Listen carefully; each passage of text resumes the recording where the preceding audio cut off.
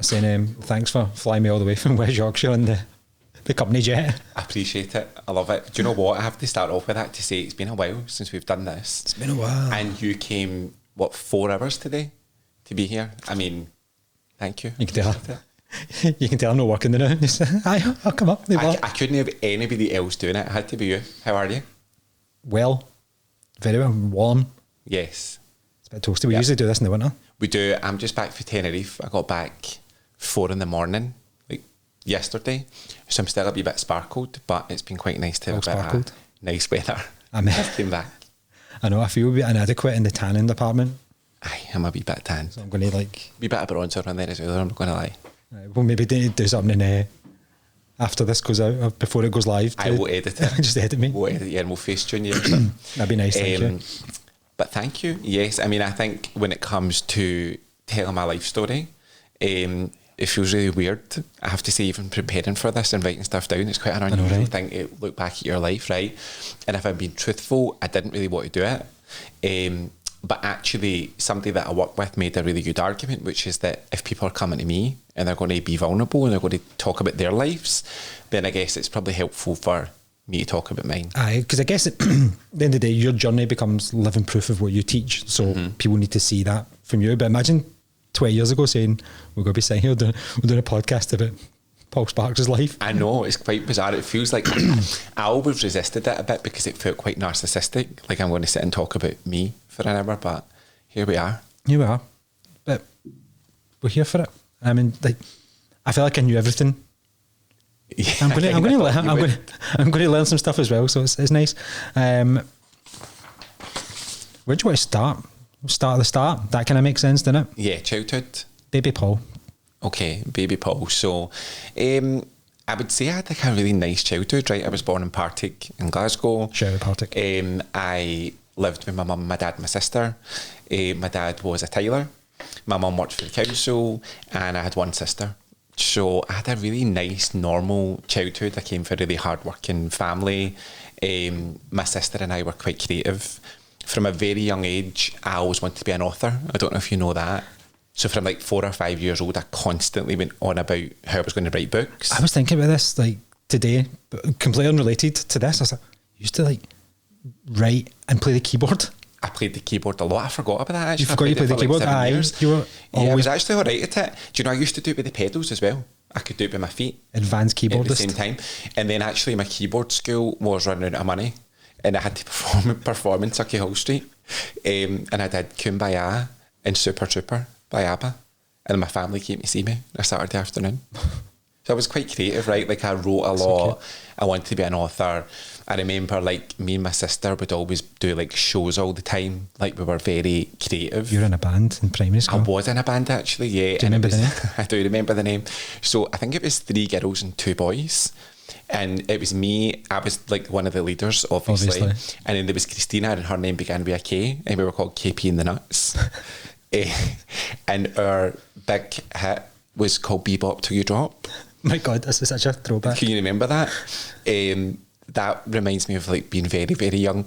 My sister and I remember one time I did this show and it was like really elaborate, right? And I'd planned it for about 2 months. I must have been about 9 at this point or something. And I'd recorded all the music. I was ready to go.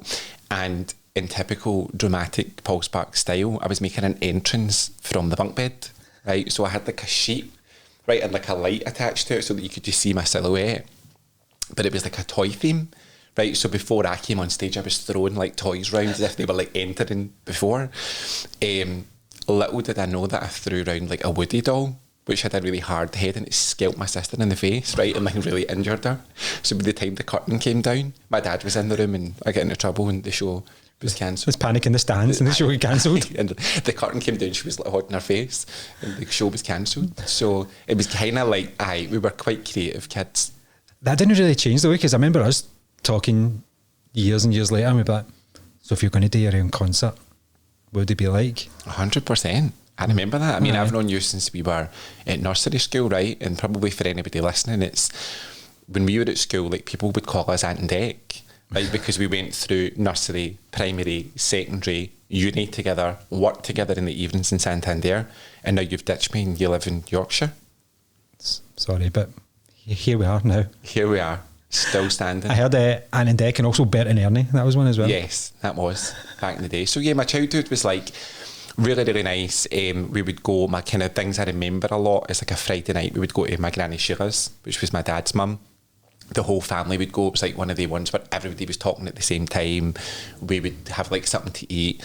We would all dance to the Spice Girls. I would make up routines that everybody had to do. I remember my cousin used to come, like, this is a really random memory, but she was really good at storytelling, right? And every week she would tell, when I was really young, she would tell these stories about this lamb called Lester, right? And how he was an orphan. And I was so invested in the story that this went on weekly for months, right? And that was the hook to get you back every week? Every single week, right? And I remember at the end of that saga, she gave me like a toy lamb and was like, you're going to be the person that adopts it, right? And it what a payoff that is. It was such a powerful thing for me, right? I loved it. That always stuck in my head, right? And then a Saturday we would go to my other granny's and she would make homemade chips, like the things you remember. And we would watch Gladiators. Just like a really nice, fun childhood. Yeah. I remember you always had really good toys. Yeah. And actually I remember going, one of the probably like the highlights was I went to Florida, right? I'm so jealous. When we were at school, I mean, it was a long time ago, right? Like nobody really went to Florida at that time. And I think when I look back at that now, I'm so grateful for my mum and dad, right? They really... must have worked the bums off. They did, right? And my mum and dad were very dedicated to me and my sister, right? My dad didn't go to the pub, like anything like that. Like everything went into me and my sister. They both worked like overtime for like 2 years and took us. And I remember Toy Story just came out at the time and we had like the Woody doll and the Buzz. The infamous Woody doll. Yeah, that's caused some injury later on, right? But I remember I'd come back to school with that and it was like a big deal. So I don't think I appreciated that at the time. And I think even now it's really cute. My dad has a picture, like a photo of me and my sister and Yogi Bear from that trip, and it's still beside his bed. And he always talks about like how he's one of his proudest achievements. Oh man, I'd remember it. I didn't get to go to Florida to 2017. Took me a while. But it was just like one of the things, I think when you're younger, you don't really appreciate stuff like that, right? But I just was like, we were really, my dad, I remember I loved the wrestling, right? When I was younger. We were talking about wrestling in the way, We were talking about wrestling, yes. Somebody asked me to go to the Hydro to see it, and I'm much less enthusiastic about it now. But every Friday, my dad would get paid, and he would bring me a wrestling figure. So that was always like, I knew when he came home from work, I had like a figure. Like living my dream. Yeah, it was quite fun. And I remember my mum hardly went out either. A very odd time she would go on a night out. This is so funny. My mum loved Rod Stewart, right? And she would say to me when we were younger, she'd like, don't tell your dad. Like, say she was getting ready for a night out, she's like, but I'm actually meeting Rod Stewart tonight, right? And I really believed it, right? So she'd be like, don't look out the window because the helicopter's coming and he's taking me on a date. That's hilarious. Right? So I was a pure snake. Like, I wouldn't tell my dad what she was doing, right? And then when she came back, I'd be like, where did you go and all that? She's like, we went to Paris. Like, every time she went out, we had that conversation. So yeah, I think childhood was just very wholesome, fun. I had a really nice childhood. Those stories, I'm like crying a wee bit. So I don't know if we've covered this, but I'll ask it anyway. Is something you've learned, or one thing you've learned when you look back at your childhood? So I know you talk about like Florida, but maybe like kind of looking more depth inside. Is there anything that you think from your childhood? Yeah, I think a lot of people talk about this, right? So a lot of us like to go back to our childhood and say that no matter how good it was, there's like false beliefs that we get, right? Because you're taking in so much at that age, and there's things that maybe stick with you. And I think one of the things that took a lot of my spiritual work to realise is like not blaming my family or anything like that at all, but like what did I misunderstand when I was younger? And that was always this feeling that I was too much. That was the story that I got, right? Because I think I came from a family where my mum and dad are quite quiet people. They're kind of more in the background. They would follow the rules. Like they wouldn't want to stand out in any way. And when I came along, it was like I'd been shot out of cannon, right? I was the centre of attention. I always wanted to have big, deep conversations. I was quite spiritual even then, to be honest, right? Like I was quite there's like a seed there that is Aye. Yeah. I remember like my granny talking about one time, I was about 5 and we were making the bed, right? I was helping her and she said, I just stopped and I was like, Granny, can we sit down and talk about relationships? Oh my God. Right? Like at that age, like I was very serious. And I think that I then had this feeling that I took into my adult life of that I was too much of something, right? I always thought, even teachers, he talks too much, he's too loud, he's too opinionated, right? I was too cheeky, right? And I think as time went on, I was so paranoid about that in my adult life. Like, I don't want to be too gay. I don't want to be too this. If I was in a friendship, I'd be like, oh my God, am I being too much for that person, right? And that was like a lasting... I've done it already. Like a lasting theme throughout. I think in school stuff, they don't really channel that too well, do they? So it could be, you know, too chatty, or like maybe they could be guide you down a different path as opposed to saying, no, that's bad. You're too much of this, too much of that. I think as I got older, I tried to make myself smaller. I think probably in my 20s to make other people comfortable, right? Because I was always in that part of my brain of like, you're too much of something. Yeah. And then I always remember one of my teachers saying to me, right, 2 things, which was, too much for who? Like, whose gauge are we using here? Right? Because you're going to be too much for one person and no enough for another person, right? Exactly. So whose gauge are we using to measure that? And I think I always remember this, which is a wee bit sassier, but it always stuck with me. And they were like, if you think you're too much for somebody, are you too much or are they not enough? Right? And that's probably a different way to look at it. Aye. So that's that light bulb moment when you hear something like that, isn't it? 100%. So I think it took me a while, as much as I had a great childhood, I had to unlearn that. And I think we've all got stuff like that, that there's a narrative or a story that we're told. It took me a long time to not care about being too much. Yeah. So I guess the logical next step is talk about high school, I guess. We spoke a wee bit about kind of how, about those years and stuff, but is there any particular stories or anything you've got? Stories, I love it. Prompting you? I think, like, no, here's the thing, right? I would say that when I look at my life overall, truthfully, the part that I don't think about very often is high school or uni. They weren't really that monumental in my life, right? Like, my life was much more interesting after those times. I think our high school was quite rough, right? We went to like quite a nice wee primary school. Then we went into high school. I probably had quite a traumatic start to high school. And that at the end of primary 7, that's quite sad actually, right? This is really sad. Nobody was talking to me, right? So the last week, one of the boys, I'll get there, right? One of the boys in the class fell out with me for whatever reason and told everybody. There was literally no reason. I was thinking of this today. There was no reason. Kids used to just do this weird thing. They would just like form alliances and just we'll leave this person out. There was nothing. So I had the last week of primary 7, nobody spoke to me and I sat in a corner. People were like signing each other's shirts and all that and nobody would sign mine.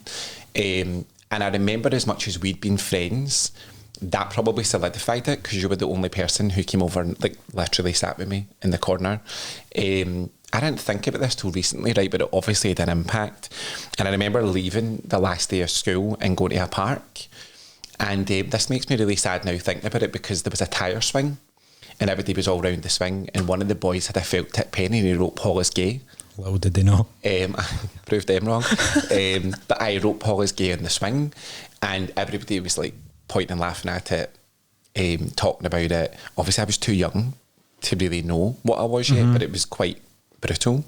And so starting high school was scary for me because I was starting not really knowing if anybody was talking to me, if that makes sense. It was quite as if it's no scary enough already. Yeah. You go with 6 weeks of worry, like compounded on top of that. Excellent. Yeah, it wasn't great, but you know what? I think very quickly, you know, I think that probably made us closer at that time, made new friends, and high school was kind of, I think it was funny because although it was quite a rough school, rather than us being quiet, you and I kind of went the opposite way, right? Where we tried to be really different. Tried a lot of things. We think we were being really revolutionary, right? So I remember going to a party and deciding we were going to dress as outrageously as possible, right?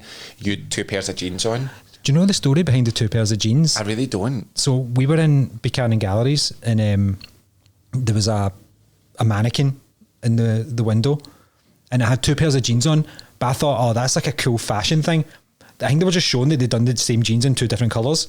And in my head, I'm like, that's cool, I need to do that. And I had socks pulled over my Aye, jeans. jeans pulled up to here. Aye, my jeans were pulled up. Like they were checkerboard socks, weren't they? I had lots of accessories on, and me and you went to a party and danced when nobody else was dancing in the middle We of were quite notorious for that. We kind of were. I don't really know what we were trying to prove, but we were quite extra. And then went to uni, did a business management degree, got an honours degree. Never really used it, to be honest. Nobody does. But yeah, that time in my life was interesting. There's another funny wee story about how you trying to take back the Janet Jackson album. Oh yeah, I did. Right. I was really, this is going to get no relevance, but it's hilarious. I remember like I was really adverse to swearing at the time, right? Finding yourself in your morals. Do you know what? I have to be honest though, right? See, even to this day, like I swear obviously, right? But I don't like it in businesses and stuff like that. See, I'm really funny about it. See, if businesses use bad language in like their posts, it kind of puts me off it a wee bit.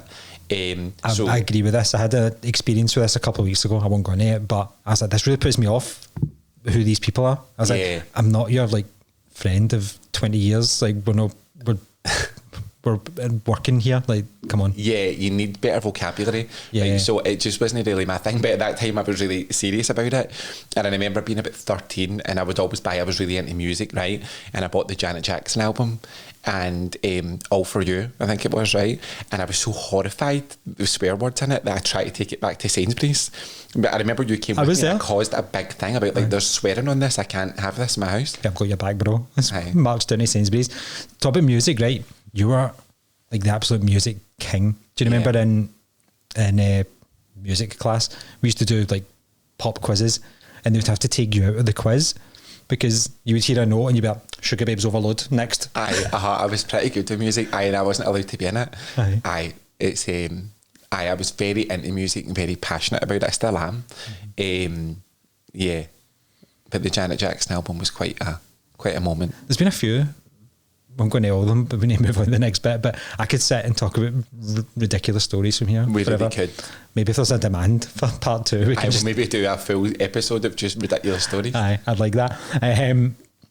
So we've been to school, we've done that, we've done uni, you've got your degree, congratulations. So I guess in more of a spiritual perspective, so every journey obviously has a starting point. So 18, you started studying or found spirituality. So what was happening around about this time with you? Tell us a wee bit about it. Yeah, so I was brought up in quite a religious way. So up to that point, I'd been an altar boy. Like I always had an element of that, and then got to about 16 and kind of realised that wasn't for me, right? Just wasn't my path. And were you allowed to stop going to church at 16? Did you get to make your own decision? My mum asked me to go to my 16th birthday. This is how it happened to me. And then not go back, right? I've got the utmost respect for religion, right? It just didn't really sit with me, and there was a natural conflict with some of who I was. But I think at that age, it was quite a dark time, not to be dramatic, but it was quite a difficult period. So my mum and dad split up when I was 16, probably didn't process that particularly well. I was starting to come to the realisation that I might be gay, and just could not handle that. Like the thought of coming out at the time, like I remember really having serious conversations in my head to go like, just ignore that, like get married to a woman, never talk about this. It felt like Everest, like it just wasn't possible, even to consciously bring it to the forefront of my mind, right? And so I just kind of went mad. Like I was out every night, I drank a lot, you know, like most people, probably 17, 18 years of age. And I think I've maybe touched on this in one of the other podcasts, but I really believed at that age that the way to be happy was to be popular, to wear the best clothes, to, you know, all of that sort of stuff, right? And I couldn't understand that the more of that I got, I felt more hollow. Like I didn't feel good about myself. And so I think, you know, there was a real turning point in my life when I was about 18, which was, I think hopefully everybody should come to that at some stage, to be like, what is happening here? Why are we here? What's my purpose? What does all of this mean? And I started to read loads and loads of books. And then that's when I started studying Kabbalah. Because obviously it wasn't as easy in 2005 to just come across an algorithm, like on your part of your algorithm, like a wee video popping up or something. So you'd have had to, were you more seeking things out, or did it come to you? I think both, maybe. I think it was a bit of both. And my desire to understand life was huge, right? And I think with anything in life, when you have the desire for it, you'll find a way. You'll find it, right? Yeah. So I consumed books like for months. And do you know the way, like, I think a lot of people relate to this, where I read about some concepts or like different things or The Secret and different things, and they would like stimulate me for 5 minutes. I'd be like, oh, intellectually that makes sense, but they didn't really make a tangible difference. I read a Kabbalah book from cover to cover, and it completely changed everything in my life at that point. Because then you went to Catalina as well, and that was maybe like the next evolution. Yeah, so I think probably that's a good... this is an interesting period we're talking about just now, right? Because I started to study spirituality, and I remember I had to do this course, right? And every night there was like a homework that you had to do. And there was one about facing your biggest fear, right? And I was really serious about it. If I was going to do it, I was going to do it properly. And I remember like the pen shaking in my hand and writing, I am gay, right? And it was quite overwhelming. But I came out. That's what helped me come out, right? At that time, I also wrote down like, what was your wildest dream at the time was to live in LA, right? And within 6 months, I'd booked and I moved to Catalina Island, which is just off the coast of LA. So I made that happen pretty quickly. But I think truthfully at that time as well, I was kind of running away, right? As much as it was amazing. I ended up doing a summer, came back briefly, then I did a full year. But I think what's also probably quite an interesting story, right, is that maybe just prior to this, there was like that period was quite chaotic, right? A lot of highs and lots of lows. Is that, I don't even know if you know this story, is that we used to go out all the time, right? And I don't even remember, but I must have started talking to this guy that worked behind the bar, one of the clubs, right? And he added me on social media. It was like Bebo at the time, right? It wasn't even Facebook. And do you know that we would obviously just say hi, he was this gay guy, and he would talk to me all the time. So we talked every night. I'm not thinking anything of this at all, right? And then eventually he started saying like, do you want to go for a walk? Or I remember we went to Escape and we played air hockey, right? That always sticks in my mind. I just liked his chat, right? And we talked all the time. And then at one point he started to say, look, I'm in love with this straight guy and I don't know what to do. Right, so what will I do? And I was like, don't do anything. Like, he's straight. There's nothing you can do about it. Anyway, it transpired that it was me. Right, so he started chasing me all the time and saying, like, you're gay. Like, I'm sorry, you are, and I've got feelings for you, and I know you do, right? I didn't, unfortunately. But he was tapping into something. So I never told MD, right? I was so freaked out about it. But yeah, I still met him, though. Right, and we would go for a walk, or we would just do things every now and then. I was intrigued by him, if you know what I mean. And then one night we were all in Carbon, right? If that was like the club at the time.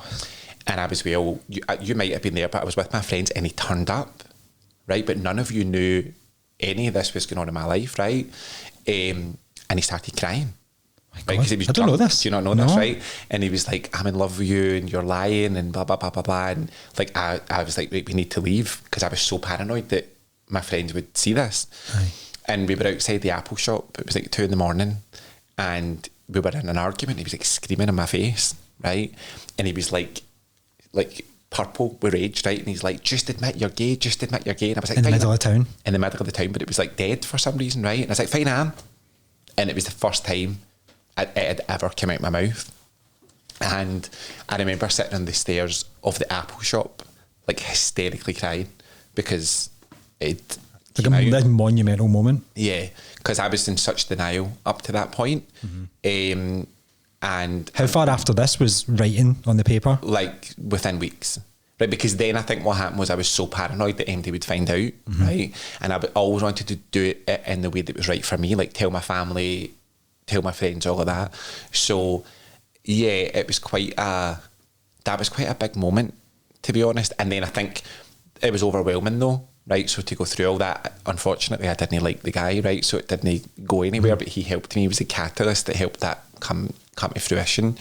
And then I think I just needed a breather. I needed to be somewhere far away. I've gone from 0 to 100 real fast. Yeah, but think about it. Like, I've just came out, I've just started studying Kabbalah.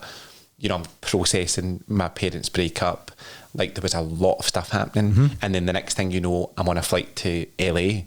You probably don't realise in the moment, like, how chaotic that all is until hindsight. You look back and like, it's quite a lot. But it was like, but Catalina then was really the making of me, right? Like really that gave me a strength and resilience and a sense of authenticity that I probably couldn't have had being around my normal surroundings, right? If you're always around the same people that think like you and you go to the same places, there's only so much growth that's going to happen, right?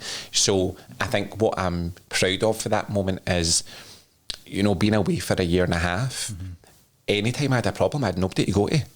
See, if I had a bad day, I just had to deal with it, right? I didn't have anybody to go and see. Like, obviously I met friends and, you know, had a lot of fun. But you to build a resilience when you don't have family and friends and you're at the other side of the world. Yeah. You met Lewis around about this time as well, didn't you? Yeah. And I think there's a couple of relationships that I'll talk about through this, right? I think naturally the first one was you, right? You're still sitting here, which is nice. But Lewis Riley came into my life round about that time, right? So Lewis knew my sister. We had each other on social media, but we didn't really know. We'd met in nights out a couple of times, right? I always think the people that end up being the most important in your life are unexpected, right? And we'd had a little bit of chat here and there, and then I did an introduction to Kabbalah in Glasgow, right? So I arranged it. So maybe for context, probably a lot of people don't know this, is that Kabbalah is a really ancient spiritual wisdom. It's not a religion in itself. But it kind of draws on the spiritual laws of the universe, right? So the best way to describe this is that if you think about, there are physical laws, so gravity, right? So whether you believe in gravity or not, if you, God forbid, jump off a building, it's going to have an impact on you, right? There are spiritual laws of the universe, and Kabbalah is the study of that, right? So it really teaches you about who you are, in a lot of detail, your place in the world, helping you find your purpose. So I did an introduction to that in Glasgow, and Lewis came along, right? And he asked me for dinner after it. So, you're right, you having a wee moment there. So Lewis and I went for dinner, right? And instantly connected. And that friendship just makes me, like, I don't have words for it, right? We've been best friends ever since. I always remember Lewis, when I was going to America, right? It was like the sweetest thing. He gave me this big massive envelope, right? And I told him I was going to talk about this, and he forgot about it. And it was like huge, right? And he was like, "Don't open this till you go on the plane." And he drew me pictures and all that on the envelope. It's like something for a film, isn't it? It was honestly adorable, right? So I get on the plane, and he's wrote me a letter, like a 5-page letter, right? About like the impact that we'd had in each other and spirituality and all of that.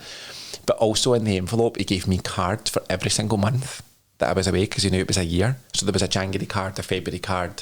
So, and then there was a birthday card, a Christmas card. There was a gift. There was one that said, "Only open me on a day that you're having a really bad day." That's so like nicely thought through, isn't it? Yeah. Like it was the most unbelievable thing, right? And I don't know, like I just think for that point onwards, we became, it's like inseparable, right? And I think even now I'm really proud of that relationship, because I would say that Lewis for me is really the backbone of my friendships, right? In terms of, he's the person I phone when I'm upset. He tells me things with no nonsense, right? He has been an unflinching support, right? One of the funniest people I know. And I think what I'm most proud of is that he's not lived in Glasgow for 9 years, right? So he lives in Amsterdam. So doesn't live here.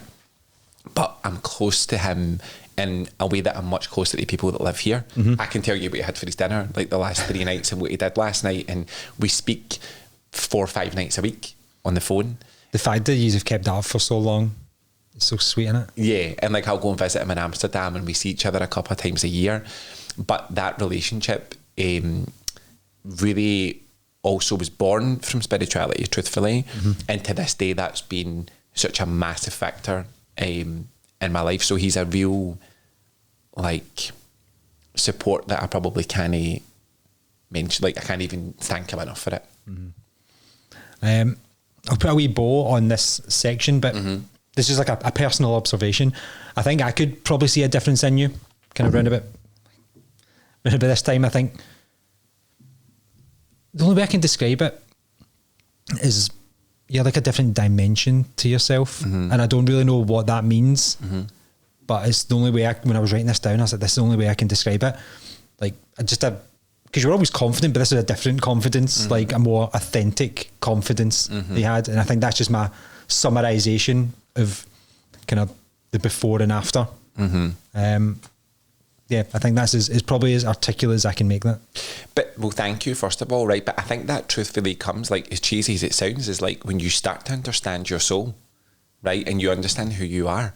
Like, that radiates out of you, right? Yeah. So I think that's probably what that was. And I think you were there also through a lot of the chaos, the ups and downs and all of that. Is it scary that I probably didn't realise at the time that it was that chaotic? But it's only looking back, I'm like, we were really in the trenches. Aye, there was quite a lot going on at the time. There was quite a lot going on. Yeah, but thank you. We'll go for a more wholesome section now. So we've spoken about spirituality, kind of self-discovery, but also know that family's been a big influence, especially that kind of developing relationship with family. So I don't know where you want to start with this. Do you want to start talking like about your mum? Yeah. So I think, do you know what? Like, I'm really lucky that I'm close to my family, right? My mum is, I speak to my mum every day, right? Like, I phone my mum still every day. I think probably what stands out to me in one of the tougher points was my mum had cancer.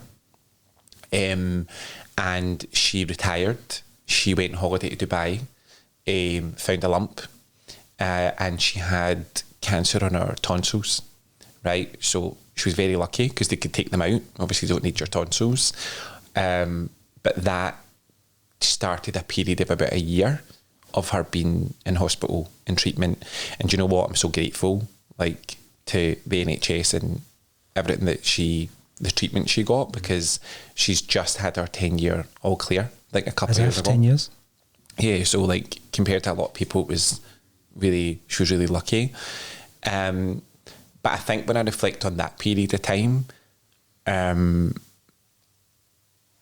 would say I find it difficult to think about, truthfully, because I feel like there's a lot of background with this, right? But I think the long and short of it is that as I kind of continued with spirituality, there's been moments I was in quite maybe like a brainwashed state at certain points, right? And I've had to go through the motions with spirituality, and that's why I'm so passionate about things being done authentically in the right way. And part of the belief system that I had at the time that was kind of imposed on me is that I wasn't allowed to talk about her cancer, and I wasn't really allowed to go through any sort of negative emotion about it or process that.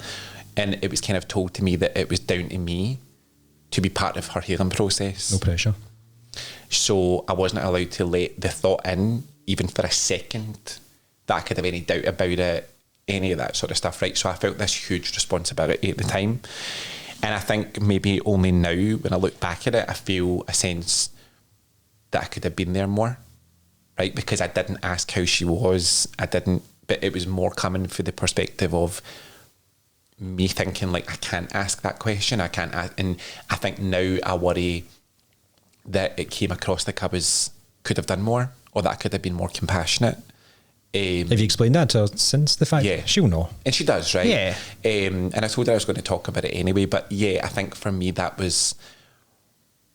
think it was weird what that did do for me, though, is it brought me through that year, because I just was like, did not entertain the thought of it, anything but it would be amazing, right? And that it would be fine, right? So there was a certainty that came with it, but a lot of lessons learned about what true spirituality is, right? Because true spirituality would have compassion and making sure you're there for somebody and all of that. So lessons learned, but it was a tough time. I think in order for you to teach, which is what you're doing now, to be a good teacher, I think you need to take the good things you've learned, and equally you take the bad things. You're right, I'm not going to do that. 100%. So it's balance, isn't it? And do you know what? My mum now lives an amazing life. She goes on loads of holidays. She loves going on cruises. Like, she still loves Rod Stewart. Still loves Rod Stewart. And I speak to my mum every day, so I'm very lucky. I know. I think sometimes like illness can kind of reveal a bit more like a hidden strength in family bonds as well. 100%. Not saying you want somebody to get sick so that you become closer to them, but you kind of, that helps, like, kind of the closeness. Yeah. You can probably relate to that. And your appreciation a bit more. Aye. Yeah. Because I think what also happened at that time is that from when my parents split up, I didn't speak to my dad's family for 10 years, right? There was no reason really behind that, right? I think, truthfully, when I think back to that now, there was an element in the back of my mind of thinking, because I kind of knew I had to come out, it was like, if I just cut these people out, I don't need to deal with that, right? I don't have to tell them. So there was nothing, there was no bad blood, if you know what I mean, but I just completely cut them out. And I think there's a couple of things that happened that I'll probably come on to, but I think also there was an appreciation that happened when my mum was sick that, you know what, life's too short and you only get one family, and actually I need to do something about that. So it probably changed my perspective on a lot of things. You've obviously got a really special relationship with your Auntie Karen as well. I'm sure you've got a story or two there. I do. I'm just back for Tenerife with her, right? Shout out Karen. Yeah, I'm just back for Tenerife. So I think I've always been close to Auntie Karen, even as a wee boy, right? Like, tiny wee boy. We're quite similar in a lot of ways in our personalities. She is, it's weird because we always say that even if we weren't family, we'd be friends. Like, it's more like, yes, she's my auntie, but we're also really, really close friends. And I think that, you know, it's an interesting one because the 10 years that I didn't speak to my dad's family at all, I never bumped into them in the street. There was no mention of it, right? And my dad never ever asked me anything about them. Like, just wasn't a conversation, right? And at one point, this is unusual, right? I was going to LA for a spiritual event, right? And it was supposed to be this event of like really reinventing your life and creating a new movie and like thinking about what your year was going to look like and all of that. So the idea really is that you would write a list of all the things you wanted your life to look like, right? So I wrote this big massive list and it was really detailed and making a lot of effort. I'm flying to LA, Lewis was coming as well, right? And at this point I'm still not talking to my dad's family. So I get just about to go on the flight and my spiritual teacher at the time phoned me and said, do you know what you're going to do? You're going to rip your list up and put it in the bin. Now, I've been working on this for a month at this point, right? He's like, you're going to stand at that event and you're going to ask for what you need, not for what you want. Open yourself up to the universe and say, I don't know what I need, just give me it, right? So did it, listened, went along. I came back for that trip. My dad phoned me maybe 3 days later, right? And said, how was your holiday, son? Blah, blah, blah, blah, blah. Out the blue, after 10 years, he said, it's Karen's birthday at the weekend, do you want to come? And I knew that was part of it. I was like, okay, I'm listening, right? So I had to walk back in after not seeing anybody for 10 years. I had to walk through the door with my whole family and then my granny. I hadn't seen my granny for 10 years. And that was 2013. And it just created this unbelievable relationship that I've got, right? I was able to really, and actually I don't look back at those 10 years in any regret because I think it gave us a deeper relationship.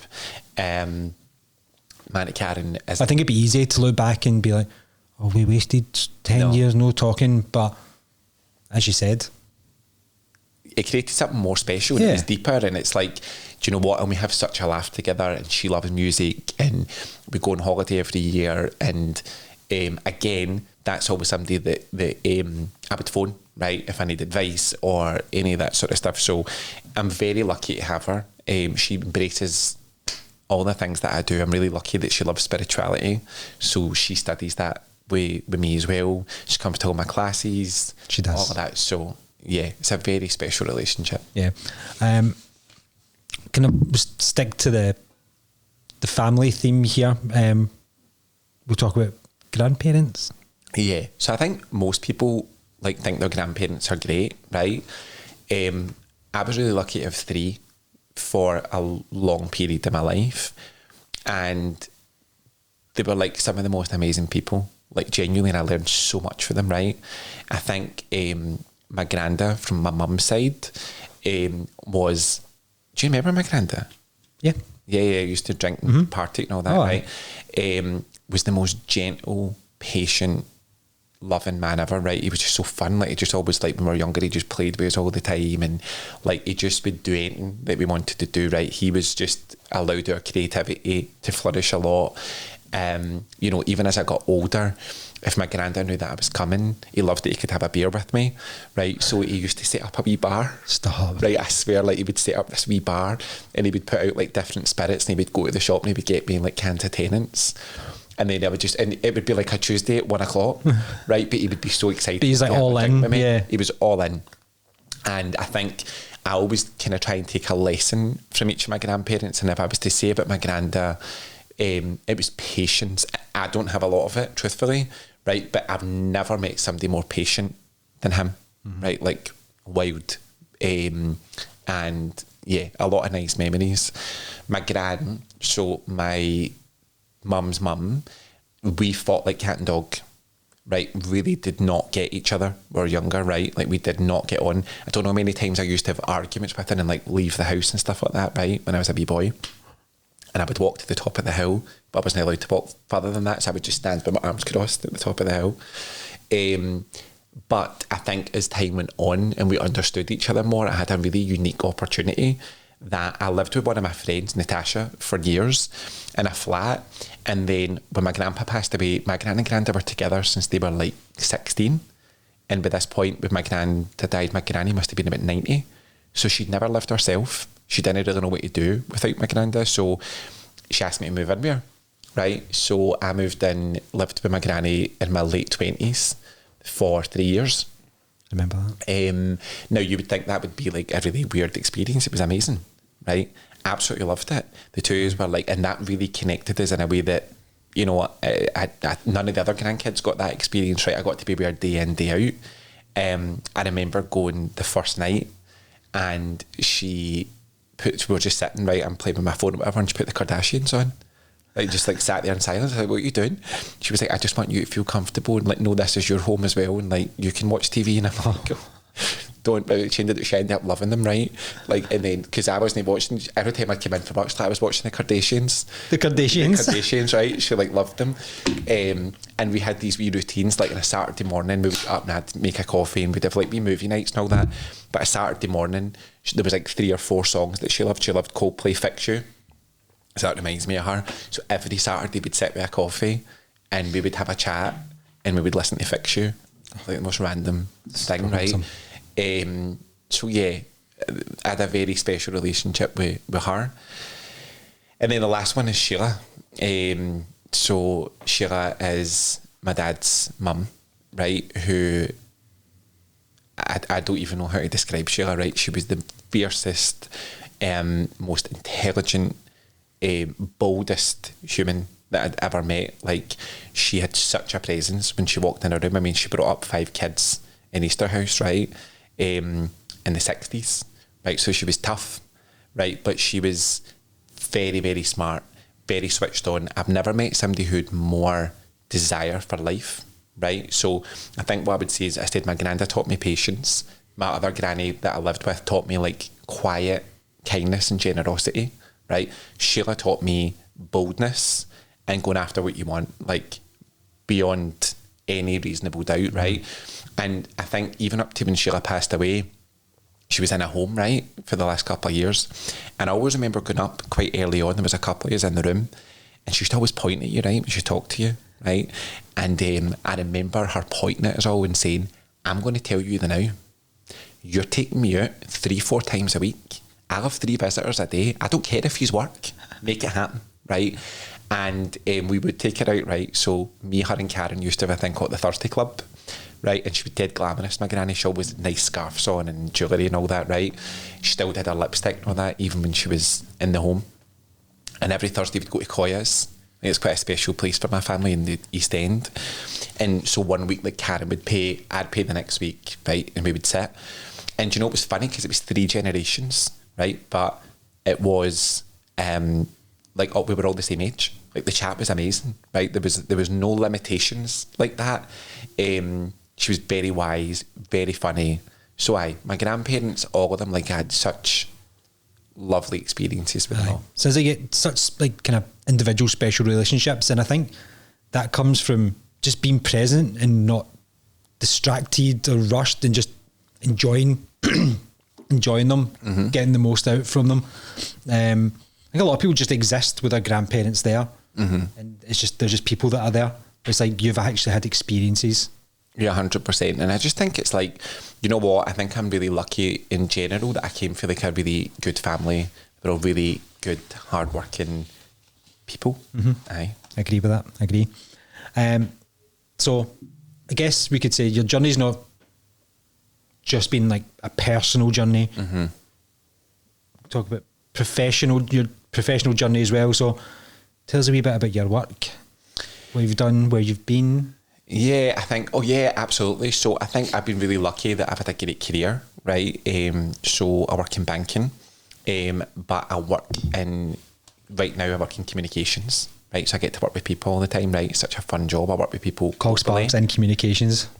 Exactly, right? So I love what I do. I've really, a lot of people go to their work because they need to. I go to my work because I love it. Like, I've been, it's opened a lot of doors for me. I've met amazing people. I got to go to India. So I went to India and worked for 2 months, which was an amazing experience as well, right? So I lived in Mumbai. Is that just non-stop? Or did you come back? I did a month, came back for a month, then went for another month. And I went over there 2018. Amazing experience, right? Probably India somewhere I wouldn't have went otherwise. But my company sent me over there. I met the most warmest, amazing people. We had a driver because we lived an hour away from the office. His name is Shwami, right? Shout out Shwami. And I loved, he was like the nicest guy, right? And he introduced me to all this like music that he loved. But actually Coldplay seems to be a theme because I would play Coldplay Yellow, right? And he loved it. Right, so like, see, we would sometimes go for drinks after work, and then he would drive us home, and he'd be like, "Put on Coldplay Yellow," right? And we would like sing it every night. Like, Shwami was the best guy ever. And then when I came home, he would WhatsApp me, see, for months, every day, and it was all these like really colourful pictures that would say "Good morning," and it was "Good morning." He used to call me G, which is like GI. It means sir. Right, so he'd be like, I mean, the G's and gangsters. I thought it was that at the start, right? He used to go, "Good morning, G," right? And that was like, it was just, it was a lovely experience and a nice period in my life. Do you not think that literally every encounter has got a purpose, right? That just goes to show, this could have just been a random guy who's just driving you to and from work, but it's literally left a lasting impression. We're sitting talking on a podcast. Yeah, and I think what I learned, probably no matter where I've been in the world, I met amazing people in America, like I met Shwami and people in India, and I think what you start to learn is that every human being is the same, right? We all have desires, we all have anxieties, we all have things we've had to overcome. We all want to know our purpose, like regardless of who you are and where you are, right? Shwami was also a bit of a wido, right? So we would, we had to get him to take us for lunch, right? 'Cause it was quite a drive. And like sometimes I would go for a McDonald's, right? And then he would go like, when you're like pulling up, he's like, "I'm dead hungry," right? And I'd be like, "Right, what is it you're wanting?" He'd be like, "Just fries." And then when I was getting out of the car, he'd be like, "And 2 Big Mac meals." Like, I always wanted 2 meals, right? I know. So it was a nice time. Get Shwami on the podcast next episode. Aye, fond memories. So you've spoken about connections made through travel, through work, but another place you've made quite a lot of meaningful connections is through like the gym, through fitness. Give us a wee bit of insight. So bought my flat 6 years ago. Started going to the gym. Well, actually, I would say when I bought the flat, it was party time, right? Because I was dead proud I'd bought my first place. Aye, quite right. I did not use the oven for 6 months. So when I say party time, it was just like every night was like a takeaway and bowls of sweeties. And do you know what's funny? I've never really been a big TV person, like ever in my life. But I got a TV, like a big TV, and I used to. That was the first time I got Netflix, right? Like 6 years ago. So I loved it. Like I would watch movies at night. I'd have all my wee bowls of crisps out and all that sort of stuff, glasses of wine. But I put on a lot of weight. So I joined the gym, which is really close to me. And I met a lot of people through that gym, to be fair, right? But I think the standout that you're probably thinking about is Ross. Yeah. Right. And I joined the gym. I did not have a clue what I was doing. I was on the treadmill and then I was going home and eating a Domino's, right? Like I just did not know. Been there. Right? I had no clue what I was doing. And I think you're right, like connections happen that are meant to happen. Totally. And I'm quite clumsy, right? So I couldn't figure out the locker, the padlock, right? They're really hard. It was really difficult, right? So I was trying to use it and I was getting dead flustered and he was walking by and he stopped to help me. 30 seconds, right? Just shows you like of kindness. And just him taking that time out, I paid attention to him and asked him to PT. And it was the week before COVID. So the next thing, the gym's closed, right? And I thought, well, there's no point in doing it now. And he was like, I'm doing a home plan, like for a month, right? So I was like, I actually just felt a bit sorry for him because I'm like, you're not going to have any business during COVID, so I'll do it, right? Not thinking much. And actually in the 12 weeks, the first 12 weeks, my body changed quite a lot, right? And lost a bit of weight. And that went on to like a 4-year relationship with Ross, right? That again was unexpected because I was looking for a PT. I wasn't really looking for any more than that. And he's such a close friend to this day. I officiated his wedding this year. Oh, of course. Which is wild when you think about it, right? This is just somebody I went to the gym with and I officiated his wedding. When you like put into that kind of perspective, it's mad, isn't it? Yeah, and I think what I would say about Ross is what he's brought to my life is I have complete trust in him. He is the epitome of a gentleman, right? Like he's unconditional. Our relationship's been unflinching through good times, difficult times, changes in life. He is 10 out of 10. Like one of my really... And you know what, I'm really lucky that I've got a core group of friends. Like there's like a lot of girls that I hang about with as well, right? I can't go into everyone individually, but really meaningful connections in my life. But yeah, Ross, I would say, and that kind of started my passion for the gym. But it's moved into so much more than that now. And you're a pure unit. 100%. I think, just to kind of put a wee underline on that section, I think fitness breeds confidence as well. So there's like a theme here of confidence, right? So when your body, your spirit are all aligned, you radiate more, don't you? You're confident. Yeah, because you need to, I think, you need to look after every aspect of yourself, right? So physical, mental and spiritual. And I think we said this on one of the last ones, and it's so true. 100%. So that certainly started that journey with us. I'm going to take a wee break from just talking about sections of your life. We'll do quick fire questions. Okay, I'm here You for ready? it. You ready? I'm here for it. Okay. Can't get any of these wrong because it's about you. No, by the way. This isn't like, so what year did you start primary school? Who was your second teacher? But I actually can't remember what these questions are. So you're going to hit me with an element of surprise? No, it's not that surprising. This is more like a personal, like best accomplishment. The relationships I've got in my life. I think if you would ask me my 3 values, because I talk about values constantly, as you know, mine's are spirituality, shock, personal growth, and friendship. Right? There's no doubt about that for me. And I think naturally with your values, a lot of them will be a double-edged sword. So I think friendships for me have been a source of joy, and it's really important to me. Like I invest a lot in people, but also the other side of that is it's probably been the biggest source of pain for me, right? In terms of like people I've lost or things that haven't went well or whatever. But I think I don't really care about my accomplishments in terms of anything physical. I don't, right? Obviously they're nice to haves, but I'm really proud that I have cultivated people around me that are really good, meaningful connections. Yeah. Starting the business, that's quite a good accomplishment as well, I would say. Okay, thanks. Yeah, that's up there. That's all right. Biggest fear? Loads, right? I mean, if you want to be like ridiculous fears, like I'm scared of flying. I think I've kind of got over that part because like I was fine the last couple of weeks I was on, right? Just an excuse to drink. Have a drink. I know. I've got a bit of a routine. I always have 3 pints before I flight, right? Always. So just for context, we went to Paris in 2019. Yeah, to see Madonna. The flight was at, I don't know, let's say it was at 9 o'clock. I got to the airport like a normal, sane person at 7. Paul had been there since 4:30. and I was probably about 4 pints deep by the time you got there. Aye. I'm quite scared of flying. Just a nice chatty way. Aye, just dead upbeat. So yeah, I've always had a fear of flying. I'm scared of birds. Like really scared of like girls. I know you could take that a lot of ways, but like pigeons, seagulls, don't like them, right? Rubber chickens. God, remember that? That was traumatic. That was pretty horrible. I'm sorry I was part of that. You were part of that, actually, and I've kind of never let it go.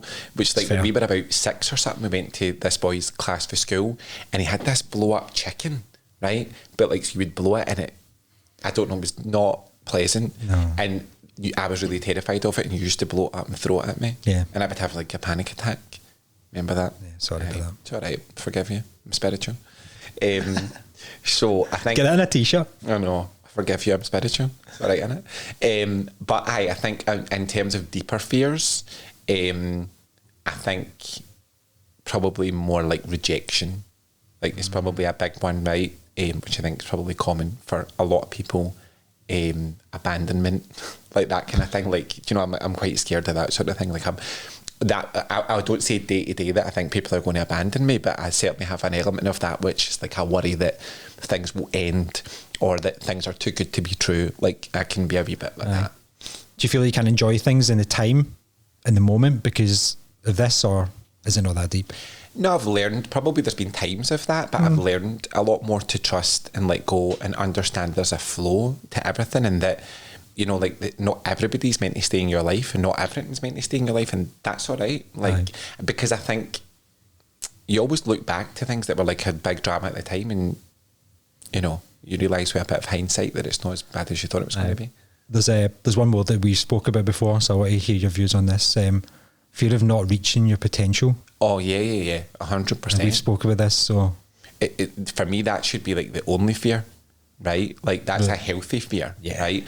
Is that, you know what? Like let's go back to the example I gave you. Is like when I was thinking about, you know, I can't come out. It's just not going to happen, right? Because if I'd done that, you know what? I could have lived an alright life, but I would never have lived my potential, right? I'm not going to be me unless I really listen to what I'm meant to be doing, right? Like, you know, and this is the thing, I could have done a million different jobs, but spirituality is my value. So, you know, what's going to help me reach my potential is sharing that with other people, right? So that should be the fear, I think, is like, and when push comes to shove, I think it got to that point when I was coming out, which was to say, what are you more scared of? What other people are going to think of this? Or you just not living the life you're meant to live? That tipped the balance a bit. So yeah. When you rationalise that, it all makes sense. 100%. Yeah. What's Paul Sparks' best trait? I think my God, I don't know. Right? I think you're quite easily excitable, and I think that's nice. That is a good one, right? Yeah. That probably is. I'm really excited by nothing, right? Like the smallest things, right? I can like really romanticize everything, right? Like even during COVID, right? Like discovering Netflix in 2020 and having a Haribo. Yes, but see, like at the start of COVID, when we were all in the house, right? I loved it. I got so excited I would plan my week out, right? And on a Monday I would write like Friday night I'm going to make homemade burgers, I'm going to pick a classic movie that I've never seen, I'm going to watch The Godfather, right? And I'm going to get Maltesers, right? Like I would plan that out, and that excites me. Like I think I can find joy and excitement in the smallest things. I can relate. So I think that's probably a good trait. I think also one of the things I'm really proud of is that I think no matter what's happened in life, we all have ups and downs, right? I think no matter how difficult things get, I'm still optimistic. A lot of people go through life and they become, when life's knocks come along, they become more sceptical, or it makes them, what would the word be? Like maybe they get bitter about life, or a bit deluded, or not deluded. Yeah, what's the word I'm looking for? Like, I don't know, like they lose desire or zest for life, right? I feel the opposite. I think every year that I've went through my life, I feel more happy, I'm more excited. I think no matter what life has thrown at me, I'm one of those people that it sounds cheesy, but it's just true, like I've always come out better. Because you don't stagnate, you're always doing something new, and that helps. If you're just doing the same thing all the time. I'm like somebody who, well, I'm not scared to go through stuff. Like if it's difficult, reinvent. 100%, right? But you should. Like, I'm happy to go through things because you always learn something from it. So I think that's probably a good trait. Don't be scared to fail, right? Exactly. So last one on the quick fire round is what's most misunderstood thing about you? I cannot speak. What is the most misunderstood thing about you? I think one of the things that shocks me sometimes, right, is that people say they're like intimidated by me or that they think I'm really strong. And yes, I do have strength, right? And I'm a confident person, but I'm super sensitive, right? Like I'm really emotional. Like I'm very, and you know that, right? But like I'm quite a fragile person, right? Actually, like I'm really emotional. I'm really, I don't know, sensitive. So I think that always shocks people.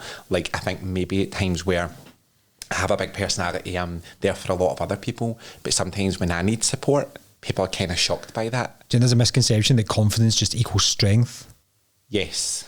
Or that also strength means that you don't need support. And sometimes I do as well, right? So I don't think people get that from me, but yeah, I'm a very emotional person. I'm surprised you've not had a wee greet. I know. I was actually thinking the same thing. Right, we're coming up to the end just now, but there's a few more kind of relationship type people things that we'll speak about. So we've obviously mentioned a lot of the important people in your life, people that have impacted your journey. A young man called Adam is one of those people. Do you want to talk about him a wee bit? I do, yeah. So I think I've touched on Adam before on the podcast, right? We've done he's been in a few of the stories, but I think again, right, like this is the theme of the stories I'm telling. There's people that come into your life that are totally unexpected, right? And Adam's a really interesting one because he worked in the gym, the same gym, right, that I met Ross. And we walked past each other for like probably years, right? Like I knew who he was, but we had no interaction. Yeah. And then I was introduced to him again, said hi, whatever, a couple of months went by. Truthfully, what happened, right, is that one day he was walking past me to start a class, and like boys do that fist pump thing, right? You know, if a big fist bumper? Not really. It's like they say like dap you up or something, right? I don't know, right? So you've never sounded more uncool. I know, right? I don't like. So he put his fist out, like just right, and I didn't know what to do because it really intimidated me at the time. So I'm like, do I do this back? Do I do this thing? Like, rock, paper, scissors. I said it was like a testosterone fuels rock, paper, scissors, right? I was like confused. So I literally put my arm halfway, got embarrassed, and just like pulled back, and he like looked at me like dead awkwardly, right?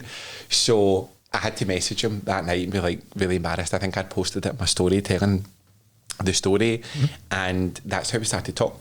And then he was doing boxing in my gym. I was quite interested in doing it. And for the first wee while, it was just boxing lessons. But naturally in between you would talk, right? And I would, I'm always talking about spirituality. And he was kind of like, what is this stuff you're talking about? Like, where are you getting this from, right? And he asked me to go for a coffee on a Sunday, and we went a walk, right? And nearly 3 years later, we do that every Sunday now, right? And truthfully, I think that Adam came into my life at a point that, I think I touched on this before as well, like I'd lost a lot of friends, I'd been through quite a lot of difficult periods, and there was a bit of a cull in my life where a lot of people went. The relationships just probably naturally came to an end. And I was really closed off. I was like, do you know what? I've got my core pals. Don't need anybody else. No taking any more applications for pals. Just not really looking. I was quite wounded at the time, right? And I wasn't really looking to meet any new friends. And do you know what? I got one of the most meaningful friends I've ever had, right? And it's like that thing of what I said about Lewis. It's like a really spiritual connection, right? And I think for me, it's a really unique relationship because he's my PT. I coach him spiritually, right? And he's my best pal. So it's a really nice, unique relationship that has allowed us to do things like go to New York, as I talked about the last time, or just have loads of nice experiences. I think what I would say is even looking at his growth in the last year and a half that he's been coaching with me, he's been like really, really inspiring. He's really funny. Just, yeah, a very special place in my life, put it that way. I think, I guess your own growth it's not always an individual thing, right? It's keep doing that, man. It's growth can be shared, right? And it sounds like Adam kind of I just done it as well. It says that Adam kind of embodies that for you, that kind of shared growth. Talking about like he coaches you, you coach him, like 100%. And I think also, right, if you look at it, it's quite rare probably to meet a lot of people who are as passionate about spirituality and self-improvement, right, and those sort of things in general. So I'm really lucky to have that, right, that there's a really equal balance of we have a laugh, we share experiences, but there's a depth to it, right, and there's a growth there, and we challenge each other, right, and call each other out on stuff. And I think it's just one of those people that are just meant to be in your life. Definitely a big part of your journey. Somebody whose energy just lifts you up. It does, and I think it's just like I couldn't really explain it. Like it's just a very. I think what I would say as well is what I probably have maybe alluded to before is I wouldn't have a business if it wasn't for Adam. Right, that's really where it came from. Is that he started to send people to me, so he would get his clients to come and go, I meet them for a coffee and want to do this, and it just kind of naturally evolved. So it's kind of like my unofficial business partner. Aye. Yeah. So there's obviously another figure who's been a big guiding presence for you in your life. A really special connection and relationship you've got. Do you want to go into detail about your relationship with Ruthie a wee bit? Yeah. So where do I even start with Ruthie? Right, I think I've talked about Ruthie Rosenberg as my spiritual teacher, and she's based in New York. She has been teaching Kabbalah for around 40 years. I touched on this in one of the previous podcasts that I listened to her for the first time in Cali Uni when I was about 19, right? At the time she was based in LA, and I used to watch classes every week, right? So she did like a weekly class. I've never heard them to speak like this. Like, she is unbelievably good at what she does, and you know, unbelievably well studied, but also a really hard-hitting individual, right? There's no nonsense. One-to-ones with Ruthie are not for the faint-hearted, right? She really just kind of tells you what you need to hear. I do classes with her even now, and I think it's one of those finds in life that I'm absolutely sure that's somebody who I was supposed to meet, right? And I've learned so much from her, and you know, I think also have been able to, over those years, build a personal relationship. Like, it's still bizarre to me that we text each other, right? And I can ask her questions, and something from a face on a screen 20 years ago to someone you're texting. Yeah, and I think for me, she inspires me because she walks her talk and she lives by her values. I think also I'm really lucky to be close friends with one of your daughters, Esther, right? So Esther Rosenberg for me is a really special friend in my life, and I think there's probably a nice story to share there, which is that when Sheila passed away, right, so my granny went into the hospital on a Monday, and the whole family were told she wasn't going to make it, and we all spent the week round the bed, right? So we were there the whole week, and I was meeting Esther that weekend. She was flying from New York, and we were going to Prague, right? Now, by the time this happened, she was already in the UK, so I couldn't cancel the trip. But there was this dilemma of like, should I go? Should I stay? I wanted to be there with my gran. Didn't really know whether to go. It came to the Friday morning. I decided to go. My family encouraged me to go, right? I went, and Sheila died on the Friday night while I was away. So I spent the weekend with Esther, and I really felt there's like such a weird, amazing spiritual connection to Ruthie and her family that it almost felt like I was supposed to be with her, like that was what was supposed to happen. And I'm so grateful for her. We had the most unbelievable weekend, but it was really emotional, right? I don't really believe in signs, truthfully, right? But I think sometimes there's wee nods. Sheila loved butterflies, right? Like, that was her thing, and everywhere we went was like butterflies. Like, every cafe we sat in had a butterfly picture somewhere, or like, it was just a very symbolic, emotional, amazing, it's comforting trip, as well, right? I think, isn't it, that you've done the right thing? It's just the like right a wee tip of the hat. So I think I could never put into words and articulate what Ruthie and the Rosenbergs have done for me. And I'm just so grateful to learn with her. Yeah, I think sometimes it's not necessarily always kind of what you learn, but who you learn from. And this is a case of that, I reckon. 100% is, and I think it's just like she keeps me right with what I'm doing now, right? And keeps me in check of like, you don't become a guru and it doesn't become all about you, and it's not about the teacher. Like even Ruthie would say that herself, it's you can learn from anyone, right? But it's about the wisdom that you're learning, right? So yeah, she keeps me in check. They're amazing people and I'm very lucky to have them. So come to the end now. So we've discussed a lot about kind of people who've guided and supported you. So you've recently stepped into a new role as an uncle. Yes, I did.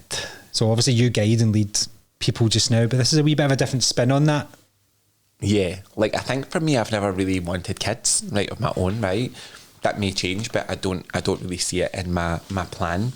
But I recently became an uncle.